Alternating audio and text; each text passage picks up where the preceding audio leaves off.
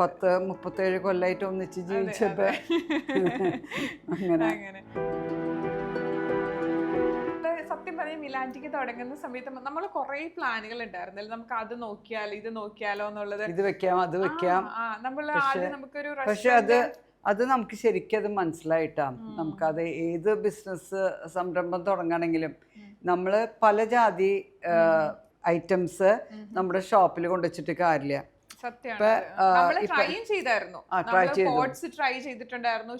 Pottery കൊണ്ടുവച്ചു, പിന്നെ നമുക്ക് അറിയില്ലല്ലോ എങ്ങനെയാ ഓർണമെന്റ്സ്. പക്ഷെ ആൾക്കാര് ഇപ്പൊ നമ്മളുടെ കസ്റ്റമേഴ്സ് തുണി എടുക്കാനാണ്, മെറ്റീരിയൽസ് എടുക്കാനാണ് വന്നത്, അല്ലെങ്കിൽ സാരി എടുക്കാനാണ് വന്നതെന്ന് വെച്ചാൽ അവര് മറ്റേ ഇതുമേക്ക് ഒന്നും നോക്കില്ല, സാരിമേക്ക് മാത്രം നോക്കുള്ളൂ. നമുക്ക് പറയാൻ പറ്റില്ല, ചിലപ്പോ അത് ചില ലൊക്കേഷൻ അനുസരിച്ച് ചിലയിടത്ത് ഇങ്ങനെ മിക്സപ്പ് ആയിട്ട് വെച്ചാലും നമ്മള് ബെഡ്ഷീറ്റ്സ് വെച്ചു, അങ്ങനെ ഫർണിഷിങ്ങിന്റെ കുറച്ച് ഐറ്റംസ് വെച്ചിരുന്നു, പിന്നെ കുട്ടികളുടെ ഷൂസ്, വലിയവരുടെ ചെരുപ്പുകൾ വെച്ചു, ഈവൻ ഇമ്പോർട്ടഡ് വരെ നമ്മൾ കൊണ്ട്. അതൊക്കെ ശരിക്കും പറഞ്ഞാല് നമുക്കൊരു എക്സ്പീരിയൻസ് ആണ്. ഈവൻ നമ്മൾ അത് വെച്ചിട്ടില്ലെങ്കിൽ നമ്മൾ ചിലപ്പോൾ നമ്മൾ ആലോചിക്കുക അതോടെ വെക്കാമായിരുന്നു. അപ്പൊ ഇപ്പൊ തുടങ്ങാൻ ആഗ്രഹിക്കുന്നവർക്കൊക്കെ അതൊരു ഇതാണ്. കാരണം പോട്ടറി തുടങ്ങണമെങ്കിൽ only pottery connected with pottery. Pots ആണെങ്കിൽ അതിന്റെ ചെടികൾ വെക്കാം, അല്ലെങ്കിൽ ഡെക്കർ ഐറ്റംസ് അങ്ങനെ. പിന്നെ ഫർണിഷിംഗ് ആണെങ്കിൽ ഫർണിഷിംഗിന്റെ മാത്രം ഷോപ്പ്.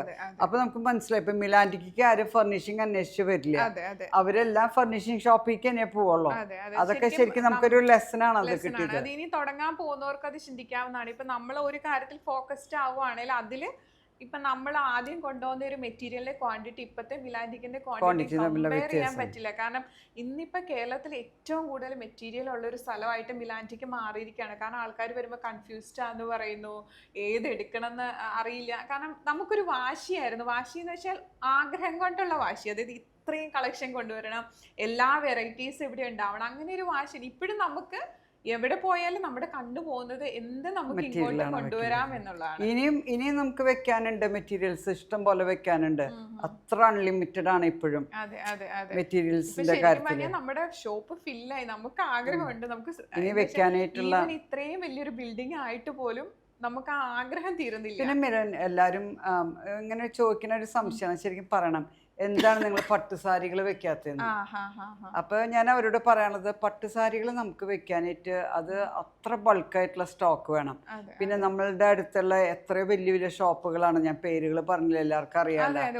അവിടെ അവരുടെ ബൾക്കായിട്ട് അത് ഇതുമായിട്ട് അസോസിയേറ്റ് ചെയ്യാം. കാരണം അവര് കോൺസെൻട്രേറ്റ് ചെയ്യുന്ന ഇങ്ങനെ ഒരു കാറ്റഗറിയാണ്. നമ്മളിപ്പോ അതിൽ കോൺസെൻട്രേറ്റ് ചെയ്ത് അതുപോലെ നമ്മൾ കളക്ഷൻസ് കൊണ്ട് പറയാൻ പറ്റില്ല. ഫ്യൂച്ചറിൽ ചിലപ്പോ നമ്മള് അതിലും ഡെഫിനറ്റ്ലി കോൺസെൻട്രേറ്റ് ചെയ്തിരിക്കും. പക്ഷെ ഇപ്പൊ നമുക്കത് കുറച്ച് ബുദ്ധിമുട്ടാണ്, ഇത്രയധികം ബൾക്കായിട്ട്.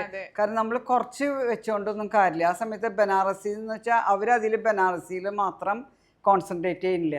അവര് പല ഐറ്റംസ്, ഞാൻ പറഞ്ഞില്ലേ ഇപ്പൊ ലക്ഷങ്ങൾ വരുന്ന ഷോപ്പാണ് അവര്, ലക്ഷം ആൾക്കാർ വരുന്നത്. അപ്പൊ ഒരു വെറൈറ്റി ഓഫ് തിങ്സ് ആണ് അവര് പ്രസന്റ് ചെയ്യുന്നത്. നമുക്ക് അത്ര നമ്മൾ 100 ലക്ഷം പേരെ വരണമെന്ന് വെച്ചിട്ടുണ്ടെങ്കിൽ, അല്ലെങ്കിൽ 1000 പേരെ വരണമെന്ന് വെച്ചിട്ടുണ്ടെങ്കിൽ അവരെ കോൺസെൻട്രേറ്റ് ചെയ്തുള്ള ഐറ്റംസ് ആണ് നമ്മൾ വെക്കുന്നത്. അതിപ്പോ ഞാൻ എല്ലാവരും ഇവരെ ചിലപ്പോ റയറായിട്ട് കസ്റ്റമേഴ്സ് ചോദിക്കും, നിങ്ങൾ എന്താ പട്ടുസാരി വെക്കാത്തത് എന്ന് ചോദിക്കാറുണ്ട്. അപ്പൊ അത് ഞാനിപ്പോ ഇങ്ങനെയാണ് മറുപടി കൊടുക്കുന്നത്. നമുക്ക് മറ്റുള്ള വലിയ ഷോപ്പുകളായിട്ട് കോമ്പീറ്റ് ചെയ്യാൻ നമുക്ക് ബുദ്ധിമുട്ടാണ്. അങ്ങനെ തന്നെയല്ലേ? കോമ്പറ്റീഷൻ അല്ല, നമ്മൾ കോൺസെൻട്രേറ്റ് ചെയ്തേക്കുന്ന, അല്ലെ നമ്മുടെ ഒരു ശൈലി, അല്ലെ ഒരു സ്റ്റൈൽ എന്ന് പറയുന്ന ഒരു ഡിസൈനിങ് സ്റ്റുഡിയോ കോൺസെപ്റ്റ് ആണ്. കാരണം ബാക്കിയുള്ള ഷോപ്സ് എല്ലായിടത്തും ഉണ്ട്, നമ്മൾ അതിൽ നിന്ന് എന്തായാലും ഡിഫറെൻ്റ് ആണ്. നമ്മുടെ കളക്ഷൻസ് ഡിഫറെൻ്റ് ആണ്, നമ്മുടെ ഇവിടെ കൊണ്ടുവരുന്ന സാധനങ്ങൾ ഡിഫറെൻ്റ് ആണ്. അപ്പം നമുക്ക് വേണമെങ്കിൽ അത് ചെയ്യാം, പക്ഷെ അന്നേരം എല്ലാവരുമായിട്ട് സെയിം ആയിപ്പോ, നമ്മൾ ഡിഫറെൻ്റ് ആയിട്ടാണ് നമ്മൾ പ്ലാൻ ചെയ്തിരിക്കുന്നത്. ഒരിക്കൽ നമ്മളോട് ഇപ്പൊ എനിക്ക് ഓർമ്മയുണ്ട്, നമ്മുടെ ബ്ലസ്സിങ്ങിന്റെ സമയത്ത് ഒരു അച്ഛനെ വിളിച്ചപ്പോ ആ അച്ഛൻ എന്നോട് ചോദിച്ചു, ഒരു പള്ളിയിലത്തെ നമ്മളുടെ അച്ഛന്റെ പേര് എന്താ ചേച്ചി ഈ ബൊട്ടിക്ക് ഉദ്ദേശിക്കുന്നത്. അപ്പൊ ഞാൻ പറഞ്ഞ സംതിങ് ഡിഫറെന്റ് അല്ലെ. ബുട്ടീക്കും അല്ല, ബുട്ടീക്കും ഒരുപാടുണ്ട്. നമ്മുടെ ഒരു ഡിസൈനിങ് സ്റ്റുഡിയോ ആണ്. അതെന്ന് വെച്ച് കഴിഞ്ഞാൽ അതിന്റെ ഒരു ഡിഫറൻസ് പലർക്കും അറിയില്ല. ഇപ്പൊ എന്താന്ന് വെച്ചാൽ ഒരു ബുട്ടീക്കിൽ ചെന്ന് കഴിഞ്ഞാൽ ചിലപ്പോൾ മെറ്റീരിയലിന്റെ ഓപ്ഷൻ ഉണ്ടാവും, ഡിസൈൻ ചെയ്യാൻ പറ്റും, അതുകൊണ്ട് അവിടെ കഴിഞ്ഞു.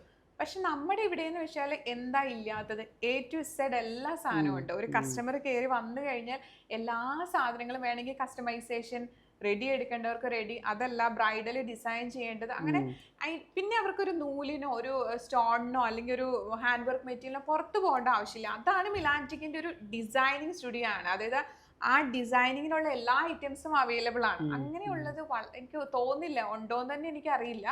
എല്ലാ ഫെസിലിറ്റിയും ഉള്ള ഒരു ഡിസൈനിങ് സ്റ്റുഡിയോ കേരളത്തിൽ ഉണ്ടോ എന്നുള്ളത് എനിക്കൊരു ഡൗട്ട്ഫുൾ ആയിട്ടുള്ള കാര്യമാണ്. അപ്പോൾ അതാണ് മറ്റ് ഷോപ്പുമായിട്ട് ഇത് കമ്പയർ ചെയ്യുമ്പോൾ മിലാൻറ്റിക്കിനെ ഡിഫറെൻറ്റ് ആക്കുന്നത്. പിന്നെ ഇപ്പം നമുക്ക് ഇവിടെ ഒരുപാട് ബുട്ടീക്ക് ഓണേഴ്സ് വരുന്നുണ്ട് നമ്മുടെ മെറ്റീരിയൽസ് പർച്ചേസ് ചെയ്യാൻ. നമ്മളെല്ലാവരെയും വാം വെൽക്കം ആണ്. നമ്മൾ അത് തന്നെ നേരത്തെ ഡിസൈഡ് ചെയ്തിട്ടുള്ളൊരു കാര്യമാണ്. നമ്മളെ കൊണ്ട് പറ്റുന്ന ഒരു കാര്യം അവർക്ക് ഈസിലി അക്സസിബിൾ ആക്കാൻ പറ്റുവാണെങ്കിൽ അത് ചെയ്യാമെന്ന്. സെയിം രീതിയിൽ നമുക്കങ്ങനെ ഒരു ബുദ്ധിമുട്ടില്ല മറ്റൊരാളുടെ അടുത്ത് പോയി വാങ്ങുന്നതിന്. അത് ഇപ്പോഴത്തെ ഒരു ജനറേഷന്റെ തോട്ടേ അങ്ങനെയാണ്, അങ്ങോട്ടും ഇങ്ങോട്ടും സപ്പോർട്ട് ചെയ്യാം. പണ്ടത്തെ ഒരു കോൺസെപ്റ്റ് എന്ന് വെച്ച് കഴിഞ്ഞാൽ ഭയങ്കര ടെൻഷനാണ്, ഇവര് വില നോക്കാൻ വരുന്നതാണോ, ഇവര് എന്താണ്, അങ്ങനെയൊക്കെ. പക്ഷെ ഇപ്പം ഞങ്ങളുടെയൊക്കെ ജനറേഷൻ മമ്മി, ഇപ്പം ഞാൻ എല്ലാവരോടും പറയാറുണ്ട്, ആര് വേണേലും വന്നോട്ടെ അല്ലേ, ഏത് ബൊട്ടീക്ക് ഓണേഴ്സ് ആണ്. ഞാൻ എത്രയോ പേർക്ക് മെറ്റീരിയൽ കൊടുക്കുന്നുണ്ട്. ശരിക്കും നമ്മുടെ എക്സ്ക്ലൂസീവ് ആയിട്ടുള്ളത് പോലെ.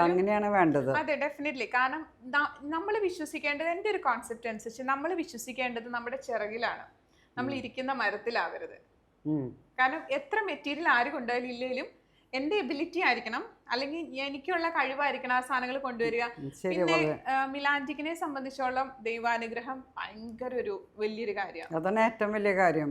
കാരണം നമ്മൾ തുടങ്ങിയപ്പോൾ കൊറോണയ്ക്ക് ശേഷമായിരുന്നു, നല്ല ടെൻഷൻ ഉണ്ടായിരുന്നു. ഈവൻ മമ്മിക്ക് എന്നോട് പല പ്രാവശ്യം മമ്മി പറഞ്ഞിട്ടുണ്ട്, റെഡി ആവുമോ, ഓക്കെ ആവുമോ സ്റ്റിച്ചിങ്ങിന്, അങ്ങനെയൊക്കെ വന്നപ്പോൾ ഭയങ്കര. അല്ല, എനിക്ക് ഭയങ്കര പേടിയാണ് മിലൻ. കാരണം മിലൻ്റെ ധൈര്യം ഭയങ്കര, നിങ്ങളുടെ ചെറുപ്പത്തിൻ്റെയും പിന്നെ ഓരോ നേച്ചറുകളായിരിക്കും. കാരണം ഇപ്പോൾ ഓരോന്ന് തുടങ്ങുമ്പോൾ ഞാൻ ചോദിക്കും, മിലൻ അത് വേണോ, അത് ശരിയാവോ? അപ്പം എനിക്ക് ധൈര്യമില്ല. കുറേ കാര്യം ഞാൻ ഇങ്ങനെ ചെയ്ത് പ്രൂവ് ചെയ്യുമ്പോഴാണ് മമ്മിക്ക് ഒരു വിശ്വാസം. ഉറപ്പായിട്ടും അത് വളരെ കറക്റ്റ്. പക്ഷെ എന്നെ സംബന്ധിച്ചിട്ടുണ്ടല്ലോ, എനിക്കത് അറിയില്ല. എനിക്ക് ചെറുപ്പം തൊട്ടേ എനിക്ക് ഫീൽ ചെയ്തിട്ടുള്ള ഒരു കാര്യം എന്താണെന്ന് വെച്ചാൽ, എന്തെങ്കിലും ഒരു കാര്യം എൻ്റെ മനസ്സിൽ ആഗ്രഹിച്ചു കഴിഞ്ഞാൽ ദൈവം ഏതേലും വഴിക്കൂടെ അതെനിക്ക്. മമ്മി ഒന്ന് ഓർത്ത് നോക്കി, ഒന്നും അറിയാത്ത നമുക്ക് ഇത്രയും വെൻഡേഴ്സ് ഇന്ന് ഇന്ത്യയുടെ എല്ലാ ഭാഗത്തും നമുക്ക് ഫാക്ടറി വേണേ ഫാക്ടറി, മെറ്റീരിയൽ ഡെവലപ്പ് ചെയ്യാം. പിന്നെ ഇന്ന് നമുക്കുള്ള വർക്കേഴ്സ് എല്ലാം നോർത്ത് ഇന്ത്യൻസ് ആണ്. ഏത് നമ്മുടെ യൂണിറ്റ്.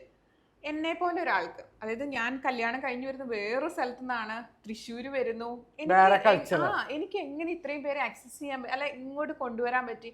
അപ്പം നമ്മൾ മനസ്സിൽ ആഗ്രഹിച്ച്, നമ്മൾ അതിനോടൊരു ആഗ്രഹമുണ്ട്, നമുക്കൊരു ഉള്ളിലൊരു വിശ്വാസം ഉണ്ടെങ്കിൽ ദൈവം അത് കറക്റ്റ്. നമ്മുടെ കുറേ അനുഭവത്തിൽ നിന്ന് നമുക്ക് അങ്ങനെയല്ലേ, എല്ലാ ഒരു ബുദ്ധിമുട്ടുണ്ടാവാണ്ട് ദൈവം ചെയ്തു തന്നിട്ടുണ്ട്. പിന്നെ പലർക്കും പിന്നെ ഈശോനെ നമ്മളെ കൂടെ വിളിക്കുക, നമ്മുടെ കൂടെ എല്ലാത്തിനും. അതാണ് ഏറ്റവും വലിയൊരു ട്രസ്റ്റ്.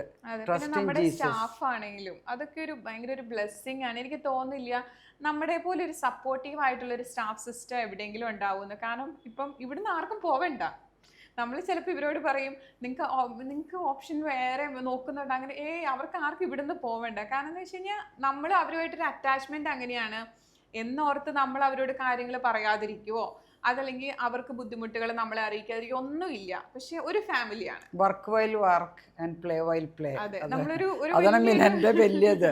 അതായത് സീരിയസ് ആയിട്ട് നിൽക്കുന്ന സമയത്ത് ഭയങ്കര സീരിയസ് ആയിരിക്കും, അത് കഴിഞ്ഞാൽ അവരുടെ കൂടെ കളിക്കും. അതെ, നമ്മൾ എപ്പോഴും എല്ലാ കാര്യങ്ങളും എൻ്റെ ഒരു ഇതനുസരിച്ചെന്ന് വെച്ചാണ്ടല്ലോ, നമ്മളങ്ങനെ ഹൈഡ് ചെയ്യേണ്ട ആവശ്യമില്ല അല്ലേ.